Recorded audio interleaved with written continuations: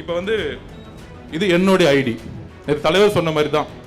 என்னுடைய ஐடி என்கிட்ட இருக்கு, ஆனால் இன்னைக்கு செல்லுபடி ஆகாது. இன்னைக்கு இது வேலிடிட்டி கிடையாது. இதை முடிச்சுட்டாங்க. அப்போ நம்ம தலைவர் சொன்ன மாதிரி இன்னைக்கு நம்ம கிட்ட ஓட்டர் ஐடி கிடையாது. அப்போ இந்த ஓட்டர் ஐடி கிடையிலன்னா என்னென்ன பிரச்சனை வரும்? நாளைக்கு என்ன பண்ணுவாங்கன்னா, உங்களுக்கு ஓட்டர் ஐடி இல்லை, அதனால ஆதார் செல்லுபடி ஆகாது, உங்களோட பாஸ்போர்ட் எடுக்க முடியாது. அப்போ நம்மளுடைய ஒரு சிட்டிசன்ஷிப், குடிமகனுக்கான கேள்வி இங்கிருந்து எழுப்ப ஆரம்பிக்கிறாங்க. இதுதான் மிகப்பெரிய ஆபத்து. இந்த ஆபத்தை எப்படி நடைமுறைப்படுத்துறாங்க? இதை நடைமுறைப்படுத்தலாம். ஒரு வருஷத்துக்கு முன்னாடி இல்ல 2 வருஷத்துக்கு முன்னாடி பொறுமையா ஒரு 6 மாசம் டைம் கொடுத்து கரெக்டான விழிப்புணர்வு கொடுத்து மக்களுக்கு ஒரு நல்ல அவேர்னஸ், அதாவது நேற்று ஒரு தலைவர் நம்ம அவேர்னஸ் கொடுத்தாரு பாருங்க, இது தேர்தல் கமிஷன் செஞ்சிருக்கணும்.